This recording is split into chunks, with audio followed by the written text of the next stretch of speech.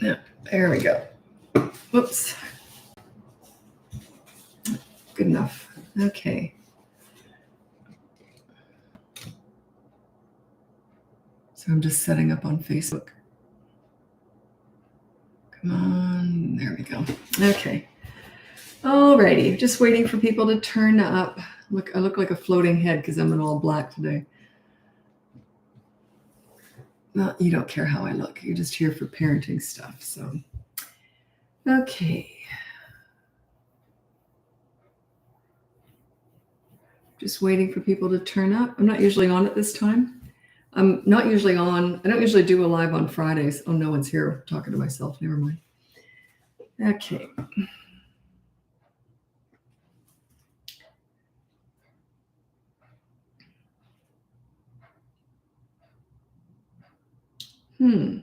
Hello.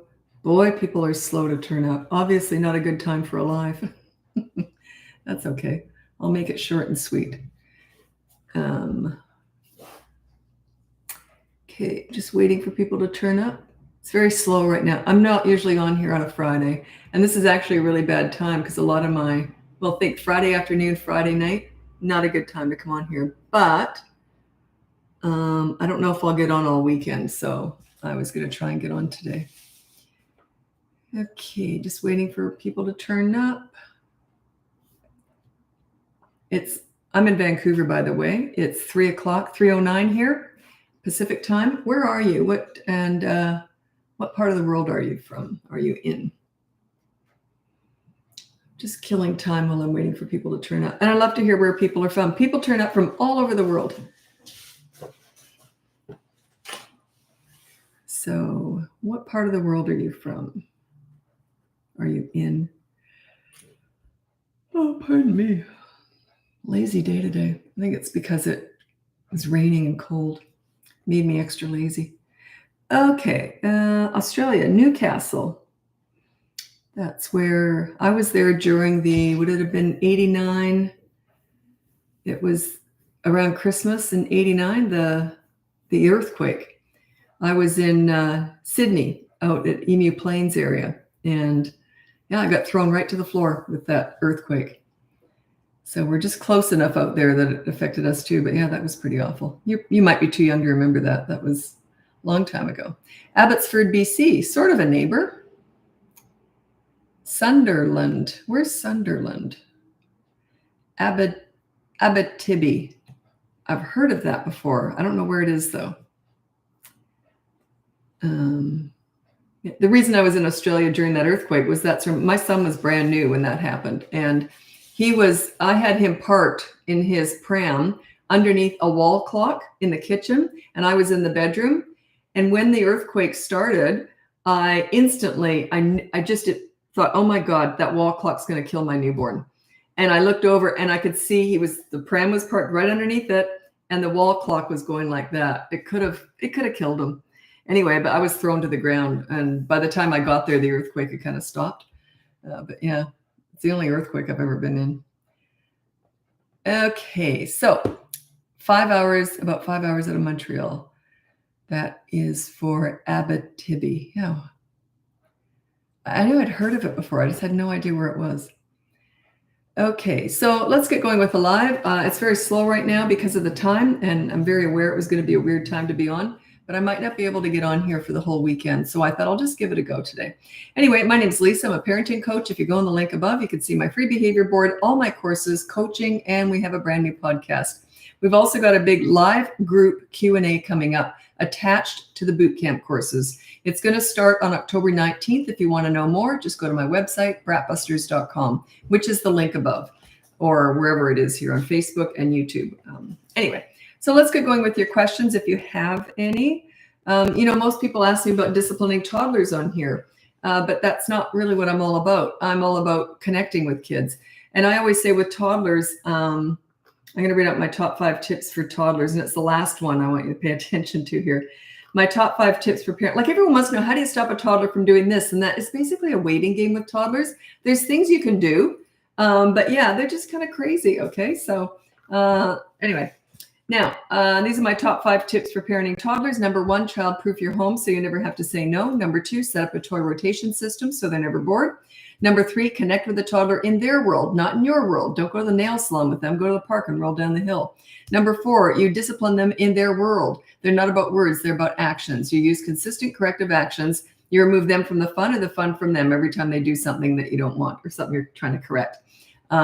Just for a few minutes. It's not timeout because they're with you. Timeout is when you send them somewhere else, because I hate timeout. Anyway, I think it's humiliating and mean, and they don't learn anything. And number 5 is stop trying to figure them out. They're not figure outable. They're brand new, fresh human beings.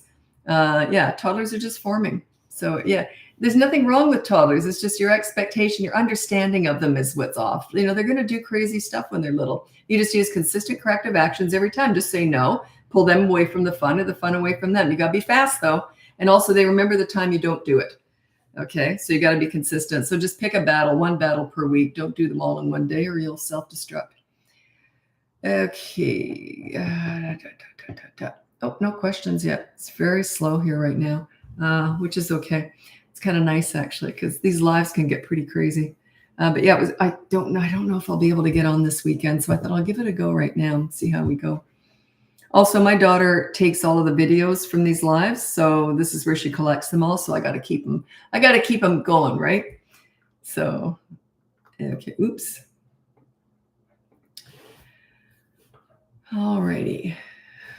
So I'm just waiting for questions. Okay. Advice on how to have one of my twins, 4.5 years old, constantly saying to her sister things like, ha ha, I get to go first. Or mommy is getting me out of the car first, or you're naughty, I'm good, or you can't, blah, blah, blah, blah. Okay, they're old enough to understand. Stop being mean. Stop saying mean things. So you can't, so stop saying mean things like ha ha, that kind of stuff. So it's not in the attitude department. It's quite specific. You're not just saying be nice. You're saying no name calling, no ha ha, no nasty me first, all that kind of stuff. So I would put that down. No mean words. And there's a consequence if you do. And then if whoever says the mean stuff to the other one gets something in return from them. So they have to give them their favorite toy or something like that. I don't know. There's a million different ways of dealing with that. It's starting to get cold up there. I don't mind the winters, actually. I quite like it. I'm very cozy in my little beanie here. This is still my workout hair. I go to the gym every morning. And I've showered, but I haven't changed my hair. I just pin it up at the back when I go in the shower. But yeah, I don't mind the cold. I used to hate it, but I don't mind it. It doesn't get that cold here anyway, not compared to the rest of Canada. And okay, Nashville, Tennessee. Hello. Long Island. I'm a new grandma of a 2-year-old, and I treasure your advice. Thanks so much, Derry. I'm a grandmother too. My little granddaughter has a cold. We're making hiccups. She has a cold right now. And yeah, we're all like, is she okay? Is she okay? Actually, colds are pretty yucky because they don't sleep very well. So I knew they were going to be in for a rough night last night, and it was. What about parenting teens? Oh, thank you. Thank you. It's my favorite age. Okay. I'm going to read out my top 4 tips for, sorry, I get the hiccups. I'm going to read out my top 4 tips for parenting teenagers. Number 1, listen to understand and show empathy. You don't listen to gather information to lecture with, or they will shut you out. If they want your advice, they'll ask for it. Number 2, negotiate as much as possible. Hey, I want your dirty clothes in the hamper from now on. What do you want from me? Number 3, don't sweat the small stuff with teenagers. If they do something stupid, just say, well, that was stupid. Do you want to hear what I did when I was your age? And laugh it off. In other words, it's okay to make mistakes just like you did, just like you do. Nothing wrong with it. Just learn from it, move on. Number 4, don't leverage the good times to discuss the bad times. If you're struggling with your teenager, they've got attitude, you're not getting along with them, all of a sudden you're out having fun with them, and then you want to talk about the bad times, yeah, they'll. And I do this with parents in coaching, and I'll say, make sure, I'm teaching you how to connect. Now you're out, you're going to a movie or whatever with your teenager, and you're having fun together. Do not bring up all the bad stuff because you think it's an opening. You think, oh, here's my chance because they're talking to you. They're actually with you. Sure enough, every so often a parent does that. They'll say something like, oh, this is wonderful. We're having a great time because you've been really difficult the last couple of years, and they can't figure out why their teenager tells them to F off and leaves the movie theater. They can't put that together. And then they always come back in the next session with the tail between their legs. Yeah, I did it, and they told me off. So yeah, now you got to make it up to them big time. So we have to make amends. Okay, I was disappointed. Boot camp is in US dollars. So are all my business expenses. My whole business is run in US dollars. Just don't buy it then. Don't buy it. I don't owe you an explanation. Have you ever even read a research article in your life? Oh, I got a kid here. Yeah, I get some kids on here. Okay. What about my 34-year-old? My son's 34 years old. I'm kind of done. He's all grown up. He's a parent now. Okay. Alrighty, let's look on YouTube. What's the best age to potty train? There is no perfect age, but I would say by 2.5, they can all be potty trained. And it's not too old either. It's kind of a nice age because they do have really better control at that age too. It's not even always about their own it's not even about their head sometimes. It's about their body. They don't get as much sort of warning when they're little. So 2.5, that's when I train both my kids, my son in 1 day and my daughter in 2 days. Do I tell my 4.5-year-old if I know they are lying to me, or do I say, okay, I trust you're telling me the truth? Oh, no, I don't go on like that. I just say, okay, that was a lie. Here's your consequence. So yeah, I don't like lying. So just put no lying on the behavior board. The behavior board's completely free. It's in the link above. And I've got my brand new series coming out. It's 6 weeks. That I've done it once before. It's only with the boot camp courses. If you're enrolled in those, I'll be doing a live Q&A session every Saturday morning. It's all on my website, so you can check that out if you're interested. So every Saturday morning, starting on October 19th, I'll be doing live Q&As for people who are in on the boot camp courses. I'm doing 2 different ones, one for the toddler boot camp and one for the older boot camp. Anyway, you can check that out if you're interested. We've done it before. It was a big success last time. God, it was so much fun because I don't do group coaching. I only do one-on-one coaching. And, but yeah, it's not really coaching, but sort of, and okay.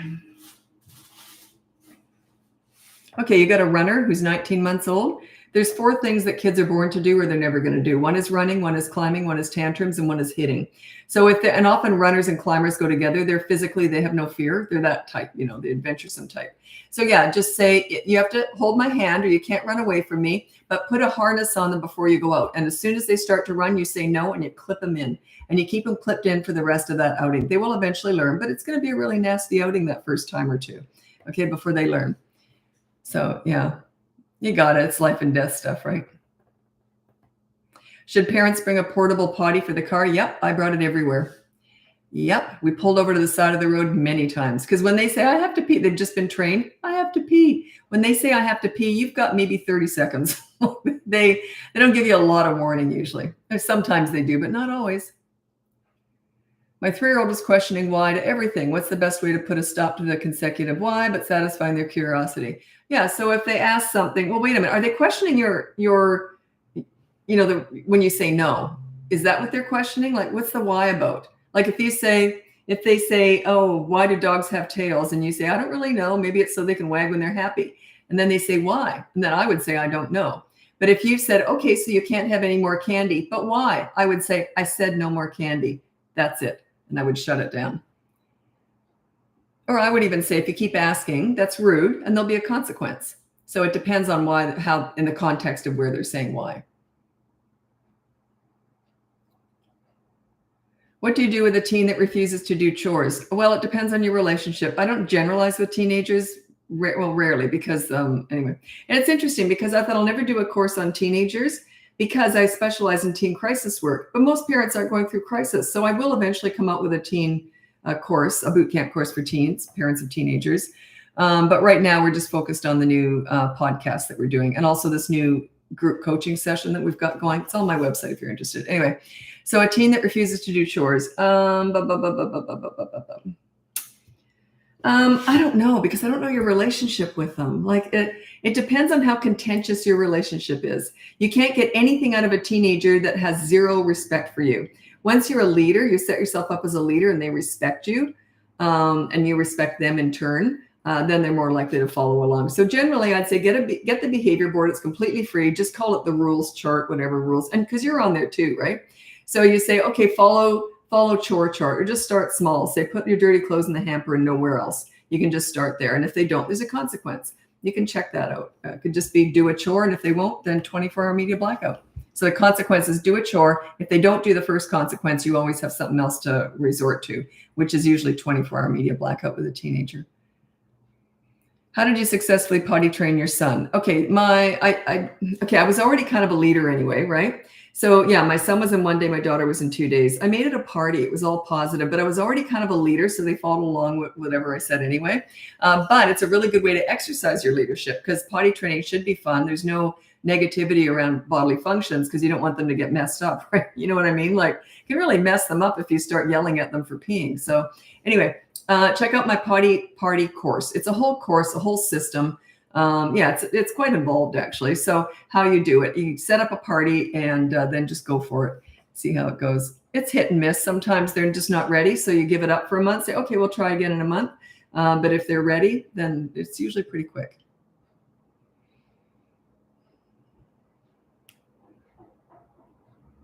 Do you have advice for getting an anxious 7-year-old to join new groups like Boy Scouts or different?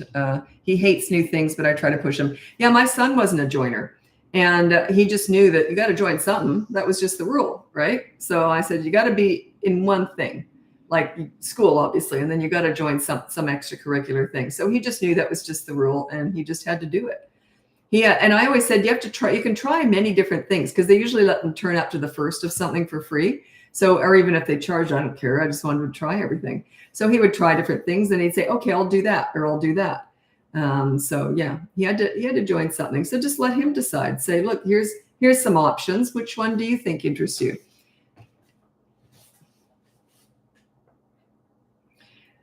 You know, I don't want to ramble on about this, but being in a comfort zone means you never grow and learn. So it's really good to push your kids outside the comfort zone. We're all like that. I get in my comfort zone. You should see my morning routine. It's the only thing that I allow. That is my routine.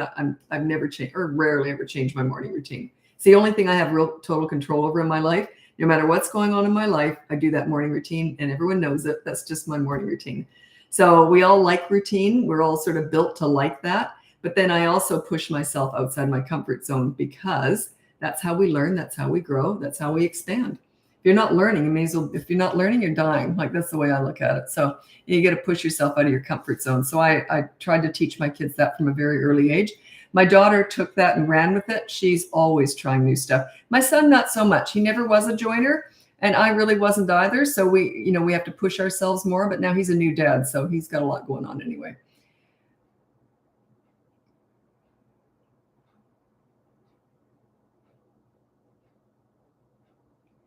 Tween that is physically abusive to sister and refuses to take prescription from doctor. I'm not a doctor, so I can't discuss medication. But that sounds like if he's physically abusive, that would be coaching. You'd have to hire me for that.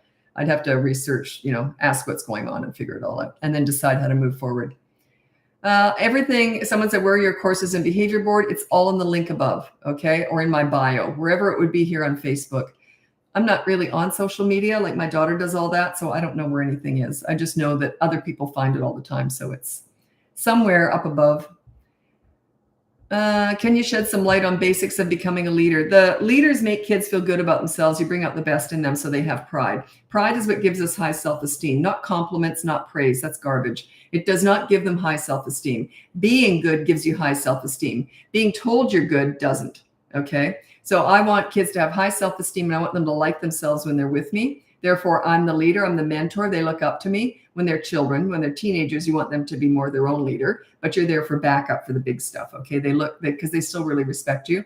So it's like sort of like a mentorship. That's sort of the way I look at it. Or a really good sports coach that loves kids. The kids love the coach. They're really good for the coach, but the coach also has rules that you follow. And there's a consequence if you cheat in the game or you don't do what you're supposed to do. So yeah, it's like a mentorship really.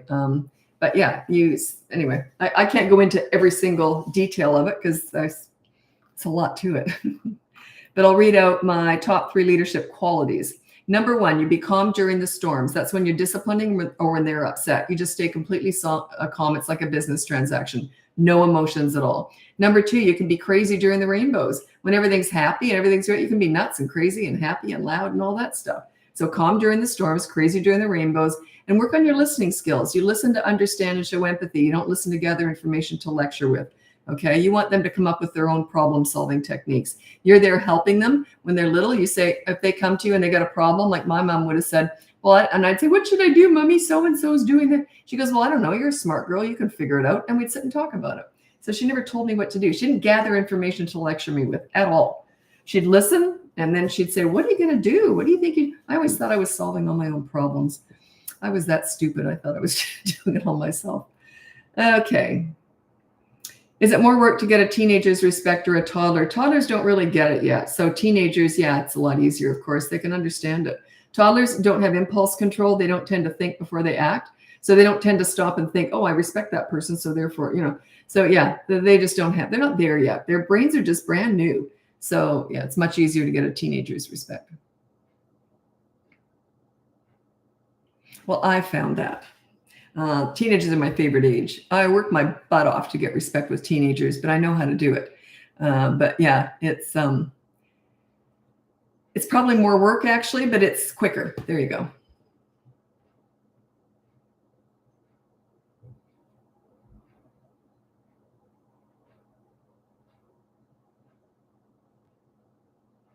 Three-year-old doesn't answer me when I ask her questions, just behavior, no physical or mental issue. I don't know what you mean by that. Oh, so she just doesn't respect you. Work on your leadership skills. Set up a behavior board and start there. You're on there too. Leaders are accountable. You're not I don't teach authority or dictatorship. That's the old-fashioned way. And the newfangled way, you're dish rags. That's please your parent style. It's an absolute disaster. So yeah, it's good for my business though. I have to fix up that mess by the time the kids get older. It backfires big time. You notice, I'm sure, now I don't know who else is out there, but I'm sure anyone teaching please your parent probably just has young children. Because if you have experience with older kids and teenagers, I don't think you could teach that. You would know better. I don't know who's teaching anything out there. I don't look at it, but it just doesn't make any sense. It makes no sense at all. Okay. So yeah, work on your leadership skills. Start with my free behavior board, or you might want to look into the boot camp course. We do have a live Q&A, a whole series coming up again, a group coaching session, basically, with everyone in the boot camps. I did it once before and it was a hit. It was lots of fun. So it'll be running for 6 weeks, starting on October 19th, if you're interested. You have to be signed up for the boot camp courses to do that. There's 2 separate ones each Saturday morning for 6 weeks. And then they'll be recorded. So if you're not available, you can see it later too. And they will be added to the course, as were the last ones. So you'll see you're not alone. There's other parents out there going through all the same stuff you're going through. Is it ever too late to become a leader? Never, never. Yeah, it's never too late. But you don't want to be the leader when they're like 15, 16, 17. You want to be the leader for the big stuff, but you want to transition. Now, I think a better way to word that is when they're older, like 18 and that, is it too late to get respect? No. But you don't want to be an 18-year-old's leader. That's patronizing and bossy and authority. Yeah. You want them to be their own leader. You want them to make good choices. And you want them to tell you stuff and talk to you. So yeah, it's never too late to get respect. There you go. You got to work for it, though. You got to earn it. People just expect to get it. I'm your parent. You respect me. I'm like, are you kidding me? Look, good luck with that one. I don't want that anyway. I don't want obedient soldiers. I want little friends. I want kids that I can play with and have fun with and enjoy, because there's no attitude. Because when you're a leader, there is no attitude. Thank you for all your advice from Amanda Evans. Oh, I remember that name. The behavior board has helped dramatically in our home. Excellent. I just provide this information. You're the ones who actually do the work. So pat yourself on the back.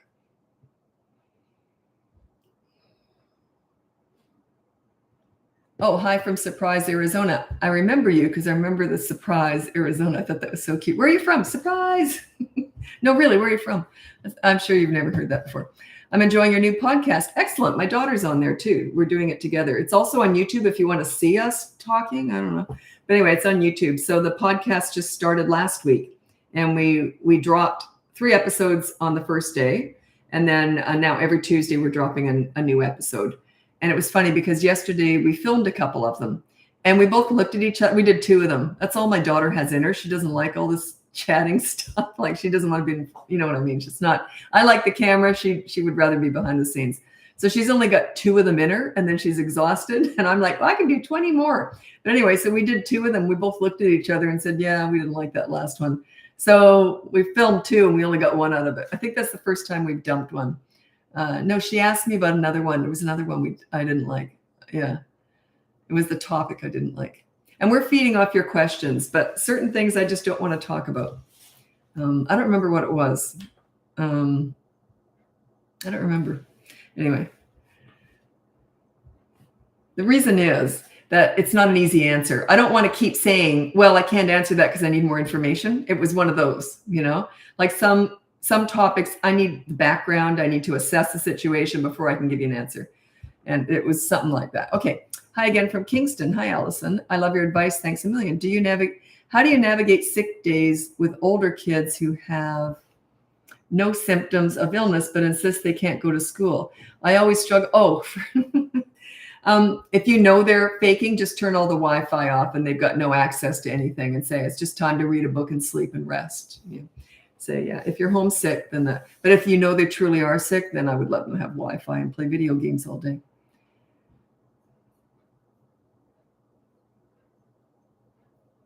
Yeah, if you're sick, you need to rest. Yeah. I have 5 kids, oldest 36 and youngest 15. I wish I had this information when they were little. You're amazing. Oh, thanks so much. I wouldn't have read the back if I'd known what you were saying. You're amazing. Well, thank you. Thanks for saying, thanks, Sally. Thanks, Sally. I get approached a lot in the streets. And I was saying, like, pretty much every day, someone comes up to me. And I always feel vulnerable or exposed or something. It's like, because people know, no one knows anything about my personal life, but you know a lot more about me than I know about you. So I always kind of feel vulnerable, like I'm naked in the middle of a big intersection. Like I always kind of feel exposed. So yeah, it's kind of unsettling. I don't know how to explain it, but yeah, it's kind of like, I don't know anything about you, but you know quite a bit about me. So it's funny. But yeah, I'm very careful. My personal life is never on here. So at least I got something. Because I'm a bit of an open book. I just sort of say what I'm thinking, but I'm very careful with my personal life. Not that you're that interested, but. Any suggestions on consequences that isn't about cleaning? Yeah, it can be brushing your hair, giving you a massage. It can be sharing a favorite toy with a younger sibling. It can be, I don't know, a million different things. Reading a book to you if they don't like reading.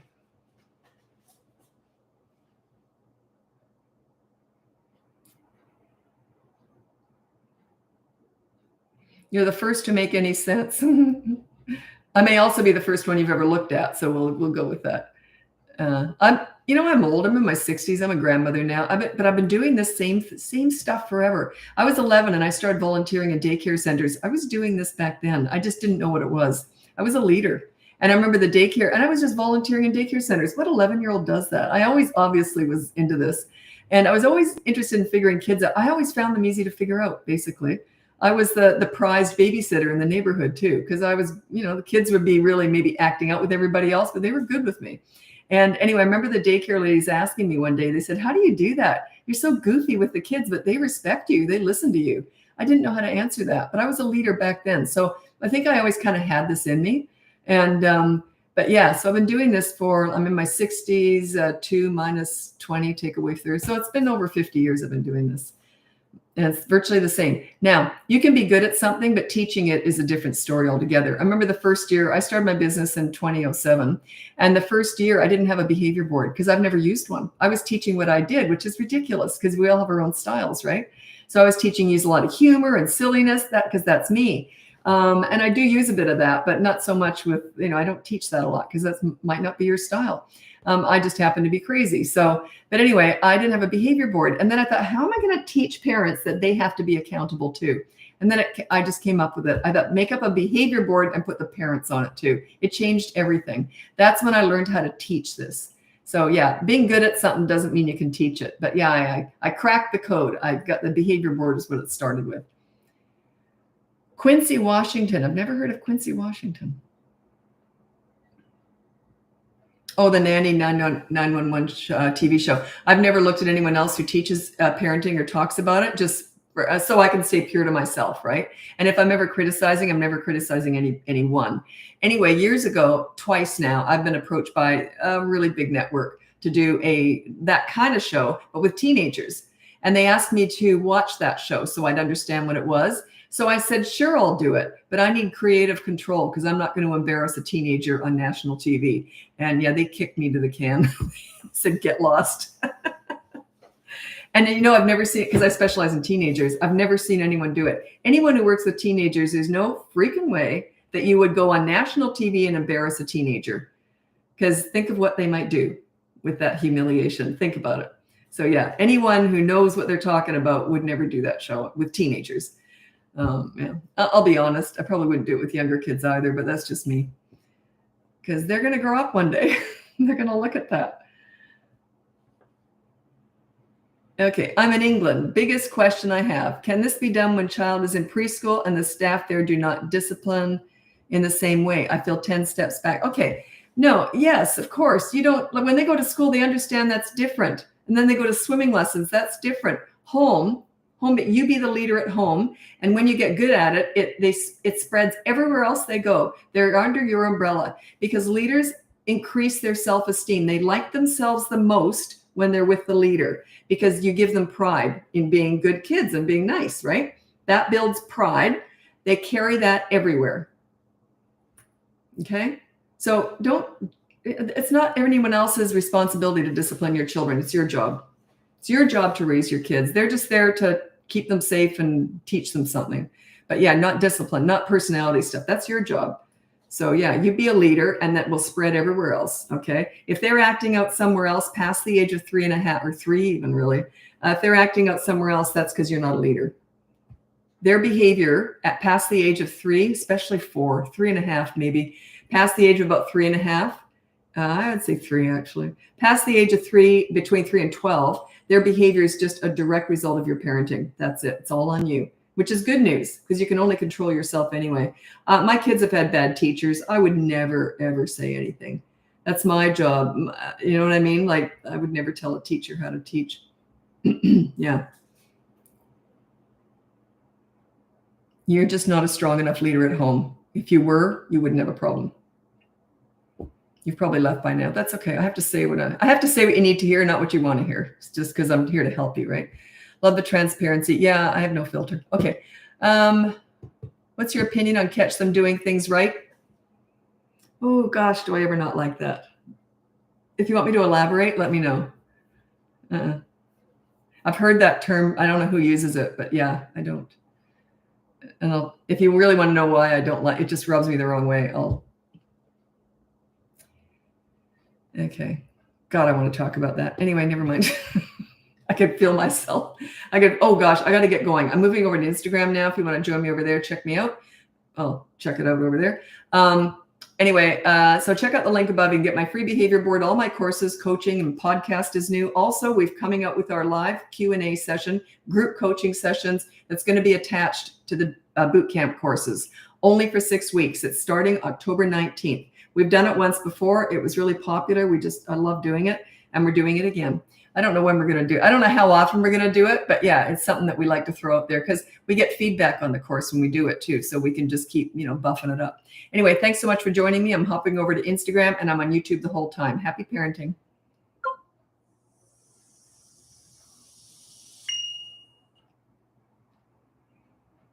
God, did I ever want to talk about that on YouTube? I'm talking to YouTube while I transfer over that, catch them being good. Oh, I have such an opinion on that. Anyway, we'll see. Okay. Just waiting. Instagram's fast. They turn up pretty quick. Okay, let me have a sip here.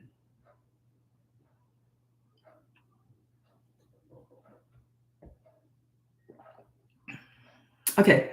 Lizzie girl, I have a 12-year-old that listens to Dad, but not to me. I have to repeat myself. Well, if you're repeating yourself, you're not a leader. Now, Dad is either a leader or he's an authority. I don't know which. They're very different. But the kids tend to listen to them. With the authority, they will eventually rebel in the teen years often. With the leader, they never rebel. So yeah, check out the behavior board and just put follow chores. Just put follow chore chart. Have a chore chart up there. See how it goes. Yeah, you got to get a system in place, and don't repeat yourself. I never repeat myself. If they don't do the chore, then there's a consequence. That's how they learn, through consequences. Okay. If anyone's going to come over from Facebook and you want me to elaborate on why you don't catch them doing something good, I'll be happy to do so. I'm just saying, if you don't want me to talk about it, I won't. But if someone asks, I will. I'll be searching for it here. It's just such a rant that I'm going to go on that I don't want to expose you to that if you don't want to hear it. So I'll wait and see if 2 people ask for it. I'll do it. Okay. Oh, by the way, welcome. This is Instagram now. I hop from Facebook to Instagram to TikTok, and I'm on YouTube the whole time. Anyway, check out the link above. I'm Lisa. I'm a parenting coach. You can see my free behavior board, all my courses, my coaching, my new podcast with my daughter. We're doing it together. She's my business partner, so we have a blast working together. We're just saying, we just love working together. We've only been full-time together now for about 2 months. We're just having a blast. We don't have any crossover in our jobs whatsoever. I'm all parenting and she's all the behind the scenes, does all the marketing, social media, and planning. So it's just been fantastic, better than we expected. Anyway, what was I going to say? Oh yeah, now my new series is coming up starting October 19th with our boot camp courses. If you're enrolled in those, you're going to be getting the group coaching sessions for 6 weeks. They're like group Q&A sessions. So it's not really, it's a little bit of coaching, but I'm going to be answering your questions about the course and other stuff as we go along. Doesn't matter. You don't have to start right at the beginning. Like what I mean is it doesn't matter where you come in. We tried to do that last time, but it doesn't matter where you're at the course. If you've already got it, it doesn't matter. Just turn up and ask questions and we can all learn from each other. Okay.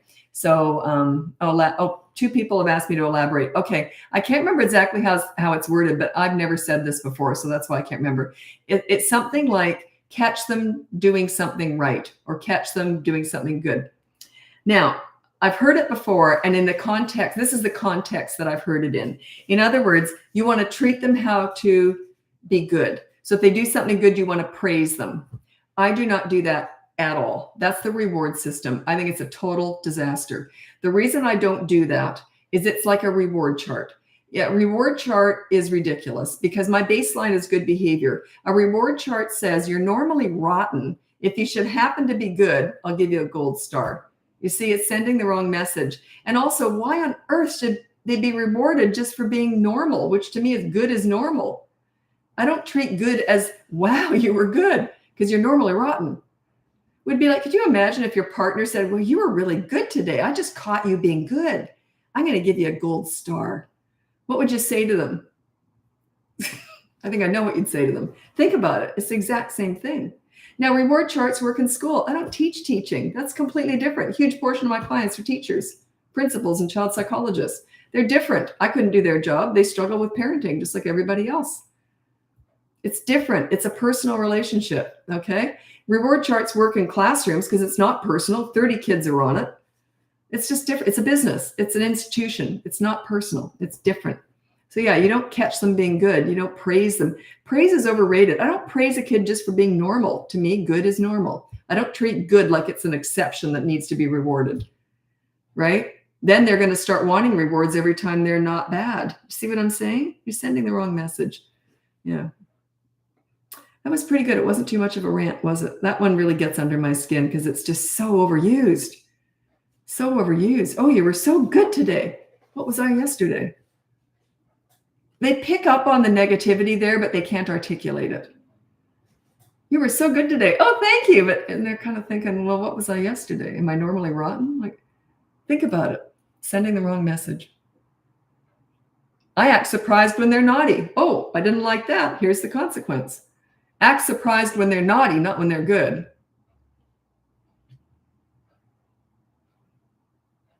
I know what you're thinking. It's hard to be surprised if they're naughty all day, but you get the idea here.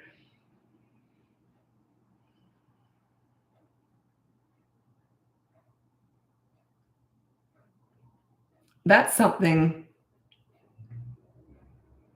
that when I'm hired by people who have child development degrees, they'll really debate that one with me, is praising good behavior gets good behavior. I say that's absolute garbage. If anything, it's the opposite. So yeah, they'll argue that one with me. Praise your children to get good behavior. I say, can you give me an example of when in history that's ever worked? Ever? Like it doesn't get good behavior. It can backfire big time, especially as they get older and they clue into this patronizing stuff. It's very patronizing.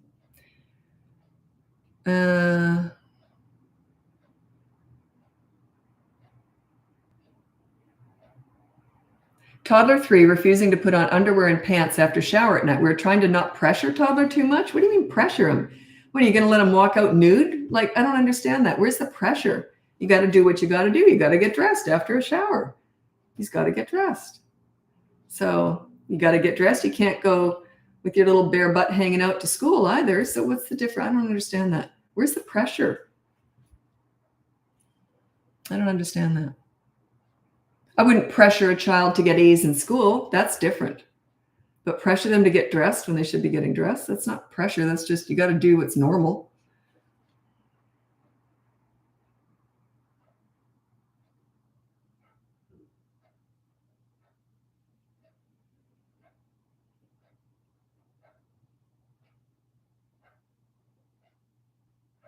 Is praising when potty training okay? Yes, because it's not behavior.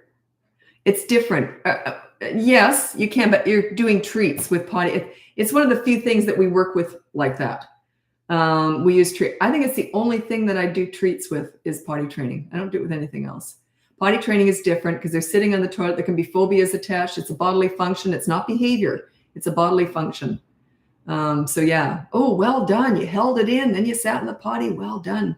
Yeah, it's just different. It's just different. So it's not good behavior when they go on the potty. You see what I mean? We're not insulting them when we reward them for going pee in the potty. We're like, wow, that was great. Yeah, it's not in the personality department.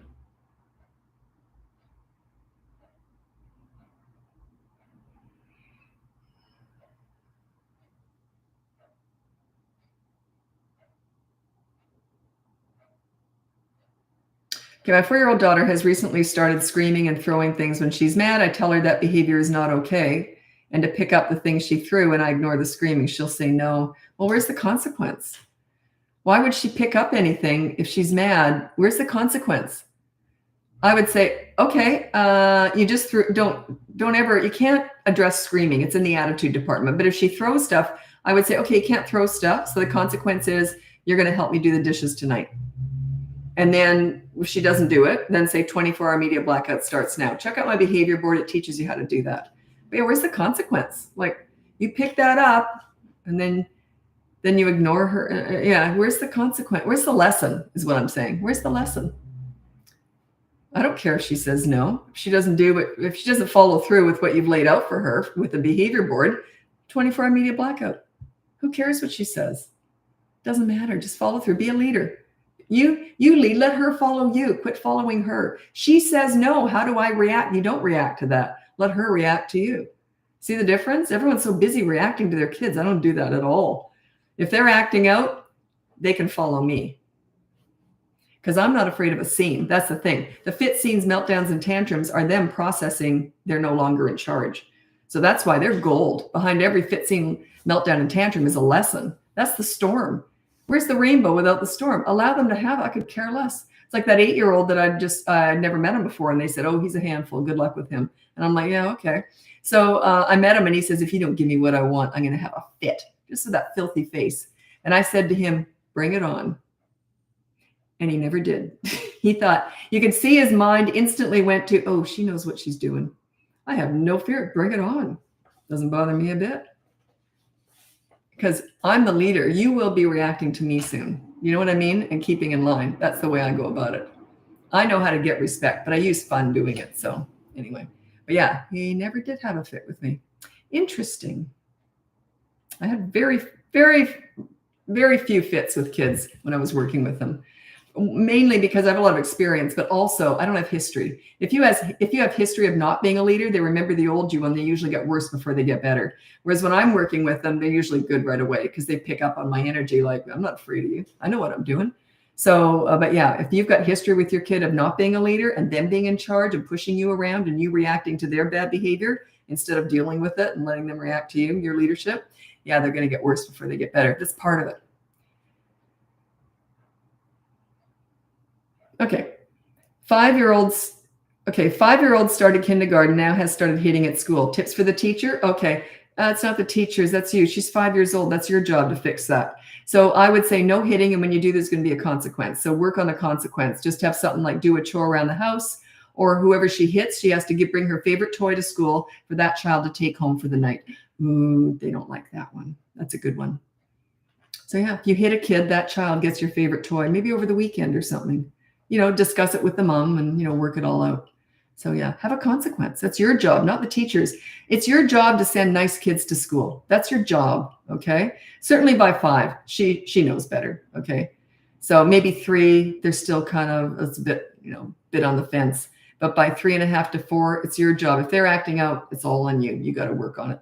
And don't expect teachers to fix that. My son was in grade 2 and the teacher phoned me on her lunch hour and she said, "You won't believe what your son said." She was laughing. She said, she asked my son, he was grade 2. She goes, "Why are you so nice?" And he looked up at her like he had no choice. He goes, "Mommy makes us be nice." But you're darn right. That's my job. So yeah, there's no way that that's the teacher's responsibility. That's you. Don't tell the teacher what to do. You deal with it.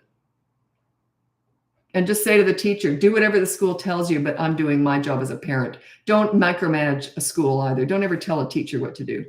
If they're asking your advice, say, "Look, I'm working at it at home. It's my job. I'm working at it at home." And we'll bring in our favorite toy. Explain what you're going to do. Bring in the favorite toy for that child to play with. So they learn pretty quick when they have to do that.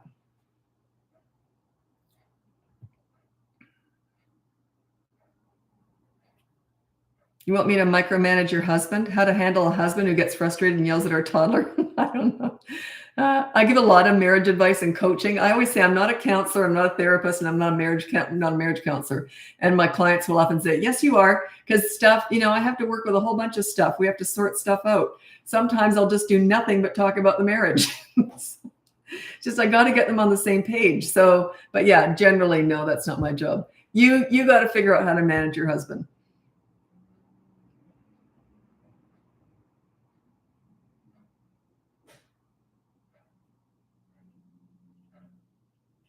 How would you discipline a nonverbal 3-year-old? They don't need to be able to talk to be disciplined and learn right from wrong. Okay. And are they, do they have any cognitive disability? Like any challenges? If they're just nonverbal, that's different. Do you know some children, what's that called? Selective mutism, where they literally will not. I've had several clients who have children with, it's called selective mutism, I think. They just literally will not talk all day in school. They just are mute, and it's evidently a thing, like a mental disorder or something. It's a block, and I think they outgrow it. But yeah, it's interesting, isn't it? I remember the first time I ever learned about that. I didn't even know that was a thing. No cognitive limitations. Yeah, this stuff applies. Don't worry about it. They don't need to talk. It's you. They don't need to talk when you're exercising your leadership.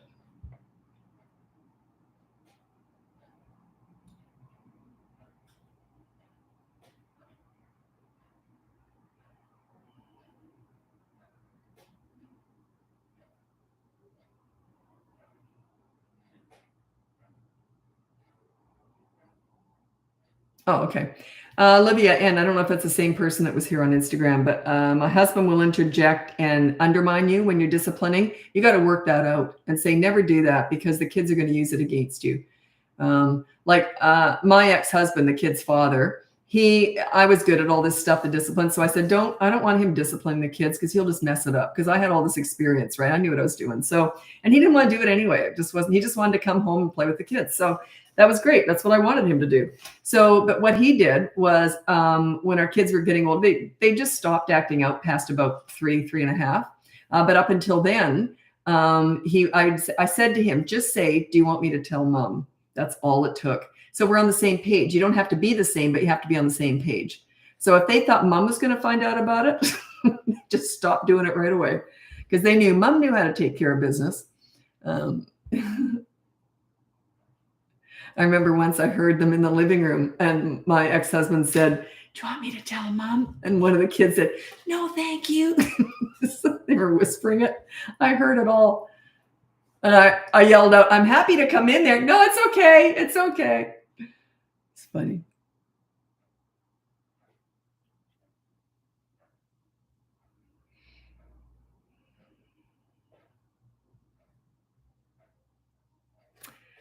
Any recommendations for taking a 1 and a potty training 2-year-old into public restrooms? Avoid it as much as possible.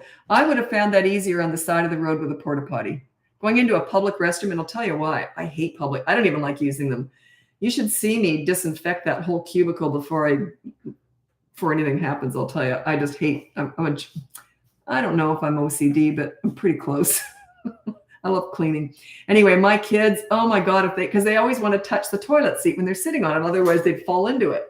So I trained them to hang on to me. And I always cleaned the toilet and everything first, disinfected it. And then they hung on to me while they were sitting on it. But yeah, just use a porta potty by the side of the road or in a parking lot. That's what I did. Unless you want to go to the public restrooms and clean. It just takes so darn long to clean those toilets that by the time I'm done, they probably wet their pants.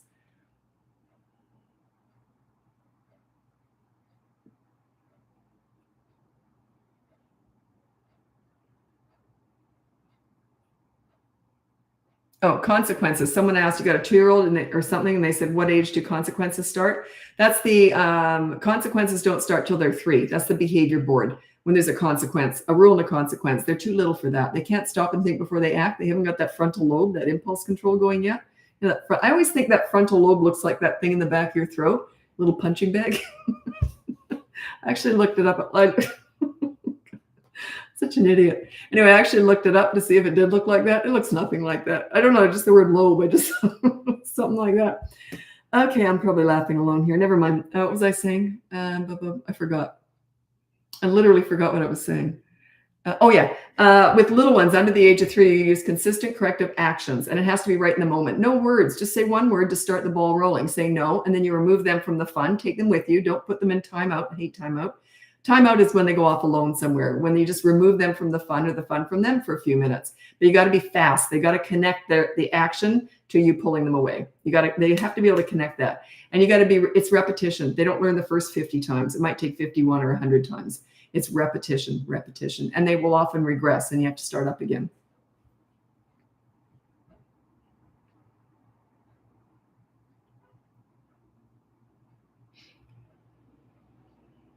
Yeah, I don't know what to tell you about the public bathroom one, but yeah, I did use the porta potty. That's what I did. And you can make it really private on the side of the road. No one sees them. And I stood right in front of them, held up a jacket or whatever, and had the doors open. So yeah, I did all that. It was just my choice because if we were out and about driving around, the car was usually nearby. So. Plus, I was pretty good at not filling them up with liquids before we went out, and sometimes you're out for hours, so you can't avoid that. But yeah, so I made sure they went right before we went out. But yeah, it's just sort of a period, like maybe a month or so, where you're kind of just really staying close to home or close to the potty.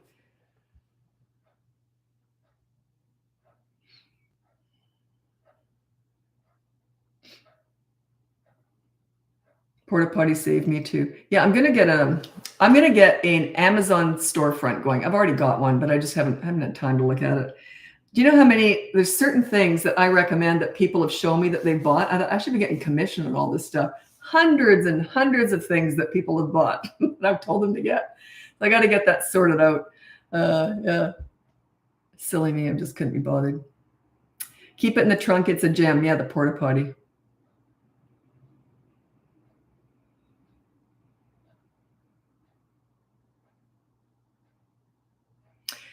Your 3-year-old doesn't understand why she gets in trouble, but her 1-year-old sister. Well, just say, because you're a big girl.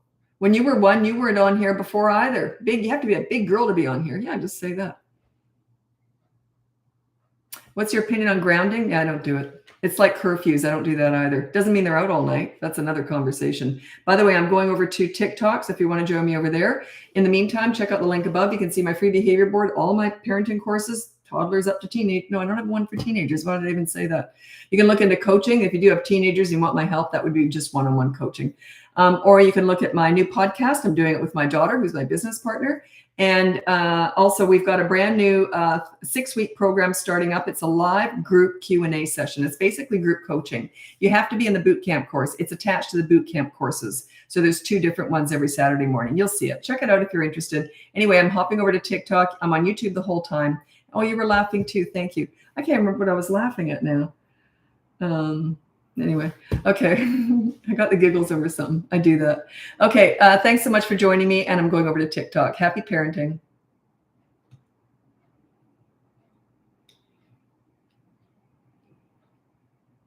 I'm glad I wasn't laughing alone. I'm pretty used to it by now, though.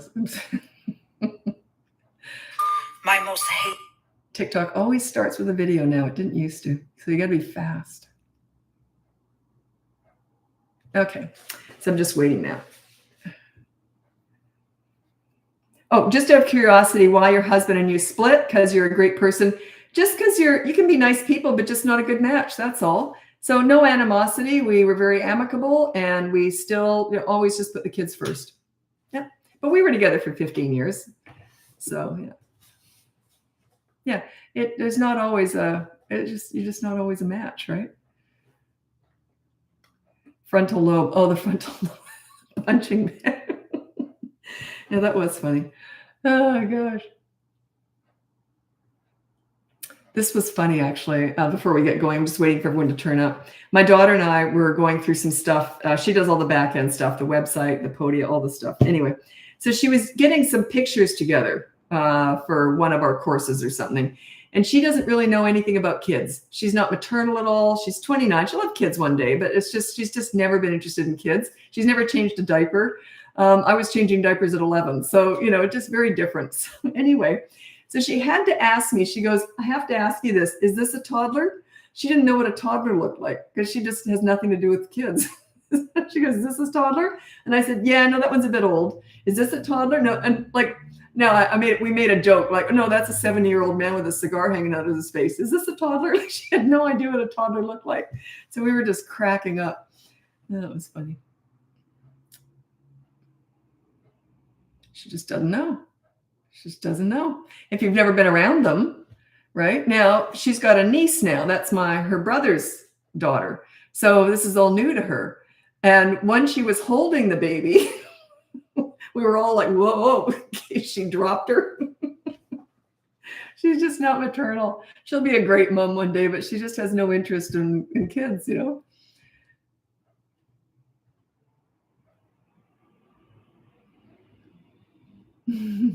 Okay. I want to hear what you did instead of a curfew. Is it just negotiating? Oh, good question. Okay, thank God. It's all toddler stuff on here. I love talking about teenagers. It's my favorite age. Okay, here's how it went with my kids. This was the rule. Now, my son loved being out really late. My daughter, not so much. She was usually home before midnight anyway. She just was like me, more not really late night person. Although when I was a teenager, I was a late night person. Remember disco? Anyway, well, you don't. You're too young. Anyway, so what I would say to my son, because he'd like to game, so we'd go over to his friends' houses, and they just game for hours, and it could be girls and boys and whatever, and so they'd be gaming for hours. So I used to say to him, so you're going out, I'd drive him or whatever, and I'd say, okay, so any idea how late you're going to be? And he goes, well, I never know, because are you going to have fun or not? So I said, okay, I'll tell you what. So our rule was after 10 o'clock, he had to call me every hour and a half. So every hour and a half, he had to call me. I needed to know he was okay. I always knew where he was, and total trust, but just in case someone else did something to him, you know what I mean? So, and also I always said, never leave a drink open. It was always safety net. So he had to call me because I needed to hear his voice. You can't anyone could text, right? So it would be like this. I'm fine. Okay, bye. That would be it. I knew he was okay. So then an hour and a half later, he'd call again. And then, or else he'd just call and say, Mom, can you come pick me up now? I'm kind of, we're done. So fine. Or else he'd call me outside of that hour and a half and say, look, we're having a great time. Can I stay another 2 hours? And I'd say, sure or no. I'd say, look, I'm tired. I don't want to. And I would never wait up for him. I just would put the alarm on for every 90 minutes. That was my gift to him as a teenager, and it was really hard for me because I was a single mom and I had to wake up his sister was 5 years younger. I couldn't leave her home alone. So I had to wake her up at like 2, 3 in the morning. And, he didn't do it that often, like that late, but often. It just seemed to happen a lot. Anyway, and he was a good kid. If I said, I'll pick you up earlier, he would have done it, right? But anyway, I wanted him to have fun. He's gaming with his friends. And so I had to wake her up and get her in the van and go and pick him up. That was brutal. That was the hardest part of parenting for me by far, was having to wake her up to go and pick him up in the middle of the night. Anyway, that's how we did it. But if I'd said, look, I'm not feeling very well, I don't want to have to put my alarm on to wake up every 90 minutes to make sure you call me. And so then he would just stay home. He was a good kid. It was mutual respect, right? It just worked out really well. And if he forgot to call me, I would just call him or text him. And he'd say, oh, sorry, we're right in the middle of a level or something. So it was no big deal. No big deal. Total trust. But it was like about every 90 minutes, I wanted to hear from him just to make sure he was okay. That's how I did it. I didn't know you were a single mom until now. Yeah, I was a single mom. Yep. That was the only hard part was waking my daughter up to pick him up in the middle of the night. I feel sick thinking about it. Because I remember one night in particular, she was sick and I was sick and I had to wake her up in the middle. She just got to sleep. She wasn't feeling very well. And she was like 12 and he wasn't even that far away. I was tempted to leave her home sleeping, but I just couldn't do it. I had to wake her up. Oh, I still remember the guilt. But it was important to me to let him go out and have fun. And, that's why my kids never rebelled. It was such a respectful relationship. So there was nothing to rebel against, And then, like I said, if I wasn't feeling well or if I didn't want him going out, I would just say, I want you to stay home tonight because I just don't want to have to worry about you. Or else just come home at like 11 or whatever. I'll pick you up at 11. And it worked out well. Do you know Triple P parenting pro? No, I only teach from experience. So I have no idea what's out there. None. I would never in a million years look at it. If I want to know more about kids, I go to the source. I go to kids. So they've taught me everything I know about kids. So yeah, I would never look at anything else. Pretty much guaranteed if I was to read any other methods, I'd go, oh, right. Because I'm so set in my ways. I've been doing this for 50 years and it just has worked so beautifully for me. So I'm sure there's other ways that would work, but I know what works for me. And it's a system. The whole thing I teach give respect to get it. If you were to throw time out into my stuff, it would tank because it's so mean. I hate time out. I think it's mean. So yeah, it's the whole system. It's like a diet. You got to pick a path and go with it. You can't just mix up different diet centers and expect it to work, right? So it's like that with parenting. It all has to go together. It's a package. So yeah. I would never look at anything else. But I know now, I keep being told by different clients and that there are other people out teaching my stuff and claiming it as their own. I invented all this. And I'm like, okay, it'd be nice if they gave me credit for it, but that's okay. They're spreading the word. So that's okay. But I always wonder now if they are selling coaching, how on earth can they back up this stuff in coaching? Because they don't know what goes on behind the scenes with coaching. And even if they did, how could you just think if you didn't invent this stuff, how would you know how to do it? Anyway, whatever. How do you feel about screen time? I love screens. I think they're great in moderation, like everything else. Ireland. Hello, Ireland. I always thought I was half Irish because I'm adopted. Turns out I'm not Irish at all. I'm, what am I? Norwegian. Yeah, I'm Scandinavian. So isn't that funny? I always felt Irish because I didn't know I wasn't until I was like in my 50s. So my whole life I was celebrating St. Paddy's Day. Oh, a little bit of the Irish in me. Turns out there's none.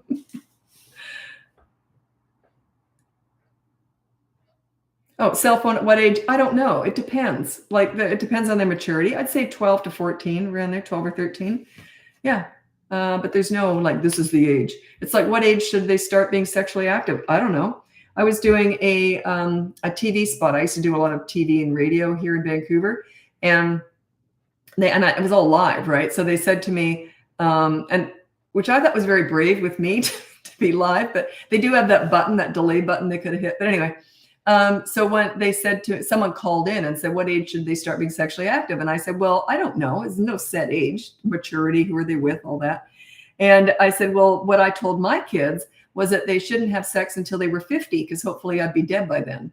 So the thought of your kids. Anyway, so yeah, my son's a father, so he's probably had it, and my daughter's married and, so I guess they're doing it. I don't know.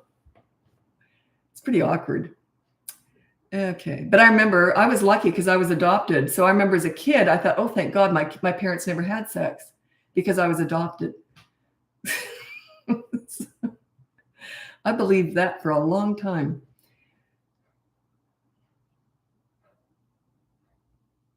I remember how relieved I was when I found out how you have babies. And I thought, oh, so you and Daddy didn't even have to do that when I found out about sex and anything. Because you adopted me. I couldn't figure out why my parents were laughing over that. Okay. Laugh at, oh no, they're virgins still, yeah. my son's a father, so I don't know. Maybe not.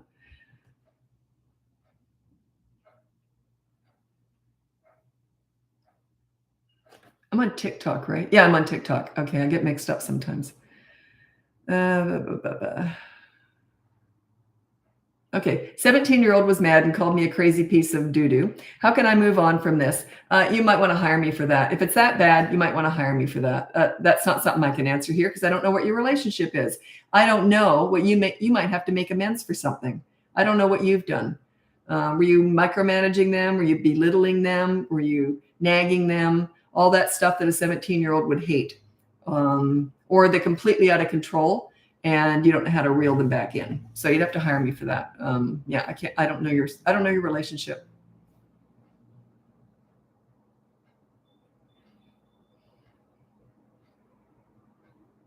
Oh, your child's on the spectrum and keeps hitting. Again, sorry, that's coaching. That's special needs stuff. So I don't know. Kids on the spectrum, ASD, or any child with any cognitive issues, that would be coaching because they're all individuals. They all react differently to things. Kids on the spectrum, I always say, what's worked in the past and what hasn't? And then we throw mud at the wall and see what sticks. That's how we do it. Each week I check in. Did that work? Did that not work? So we have to try different things. And I don't know where they are on the spectrum either. When is the right time to point out the good in kids while correcting, disciplining them? They already know right from wrong. Everyone wants to praise the good behavior. It's a big mistake. Just have how do I explain this? My kids had really high self-esteem, but I never praised good behavior. We just had a fun household and they were wallowed in and they knew it. They knew they were good. They don't need to be told. They knew it. The teachers were telling them all the time. The principal were telling them all the time. So yeah, they already know when they're good. They don't need to keep hearing it. And you're just having fun with them all the time. That is their love language. Their love language is not praise. It's fun. I was playing with my kids all the time. We were laughing all the time. That is their love language. That makes them feel good. Praise doesn't do much for them. Not much at all. I always use this example. You got a 5-year-old little boy and you say to him, let's say he's just done something good. And you say to him, that was wonderful. So special. You're such a smart boy. You're so special and wonderful. You can do anything you want. Okay, I'm going to go do the dishes now. Look at his face. What did that do for him? Nothing. You say to that same 5-year-old boy, oh, that was really good. Oh, that was great. Oh, okay. Do you want to play a game? Show me what you're doing. Play with him. Play with him. It's this overpraise and underplay. Play is wonderful. Praise is, they don't really care. They could care. Actually, I don't care about it either. You spend time with me, laugh with me, make me laugh. I'll follow you anywhere. Praise me, tell me I'm beautiful. And I'll just, yeah, whatever. I don't like charm. I think it's empty. Yeah. It's like, I don't care about words. I care about actions. Kids are like that too. Like a lot of people are charming and say all the right stuff. I'm like, doesn't do it for me. Like I'm very literal. I'm very down to earth. And so are kids. That's why I relate so well to them. They don't have all that phony cover charm stuff that a lot of adults do. Yeah. They don't care about praise. When I'm hired by people with child development degrees, they will argue that with me. And I always say, if you can give me one example of when praise has ever got good behavior or increased self-esteem, can you let me know? And let me know. But playing with them, connecting with them, laughing with them, that is what makes them feel good. Do you know, I worked with troubled teens, and that was where I learned, probably, that's your PhD and all this stuff. I'll tell you, if anyone's going to get under your skin, it's a delinquent teenager who's out to get you. They are very good at looking for weaknesses. And it's amazing. They have a sonar device that they can find a weakness and a vulnerability in you. It's amazing. Yeah, they're very good at it. So I learned most of this with them, and I didn't praise them at all. Quite the opposite. I won't get into it, but I used humor. And I remember one of them said to me once, he said, I didn't like myself until I met you. Now, was I telling him he was wonderful and he's special and he can do whatever he wants? No, that's bull. He would have flipped the bird at me and walked away. No, we were just laughing and having fun. And I had rules. but it's connecting. It's that humor and fun and enjoying their company. That's what makes them feel good. So, Matt, that's probably the nicest thing anyone's ever said to me. I didn't like myself until I met you. That's what a leader does. A leader makes them feel good about themselves, so they want to do good. Now, how are they going to treat you? If they like themselves for the first time ever, let's say, and you're the cause of that, how do you think they treated me? Pretty good, right? So, yeah, that's the power of leadership. You make them feel good about themselves, and praise is not the way you do it. Play with them, have fun with them, connect with them. I used to even say to these teenagers, when I first was getting to know them, I'd say, look, I got to like you somehow. That's how I work, because I mentor them like a mother, sort of more. And I said, look, I got to find something to like. And right now I can't find anything. You're quite repugnant. And they would laugh. And I think, you got a sense of humor. I can work with that. So you see, I wasn't praising. It was quite the opposite, because they don't like any bull crap. Kids don't, all ages. They don't like bull crap. All the sugar that you throw at them, it's garbage. I hate it too. I can't stand it. I can't stand sugar. Such a waste. Have fun with me. Make me laugh.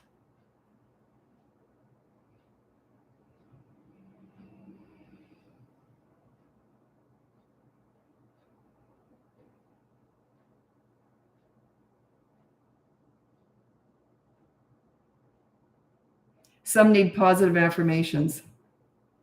Okay. I didn't say that. You said that. By the way, playing with a kid, hugging them, laughing with them, that is their love language. But yeah, I don't agree with you. And that's okay.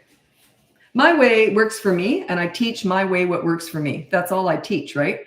So if you don't agree with me, just move on, because you're not going to change my mind. I'm in my 60s. I've been doing this for 50 plus years. So yeah, there's no point. Kids, and if I want to learn something new, it's going to be kids who are going to teach it to me. Yeah, I always go right to the source. Oh, I'll tell you, I learned more working with those troubled teenagers probably about myself than anyone else ever taught me about myself. For one thing, it turns out I do have patience. I always thought I was like, come on, let's get going. I'm really impatient.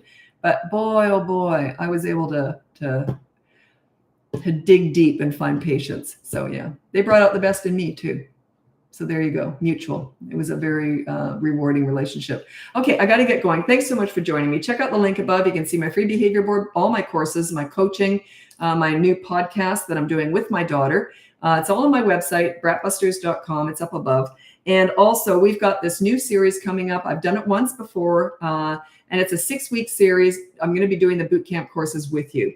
So we'll be going through it, group coaching sessions every Saturday morning. If you can't turn up, they'll be pre-recorded and put on the course, just like the other ones were. The first one I did, that's on the course. Not on the toddler one yet, because I didn't have the toddler course out when I did that. Now I'm going to be doing 2 different sets of these live coaching sessions. Anyway, it's a lot to talk about. But anyway, just check it out. It's all on the link above. And it's going to be starting on October 19th. You have to be in the courses, the bootcamp courses, to get in on those coaching sessions. Anyway, thanks so much for joining me. Happy parenting. Bye now.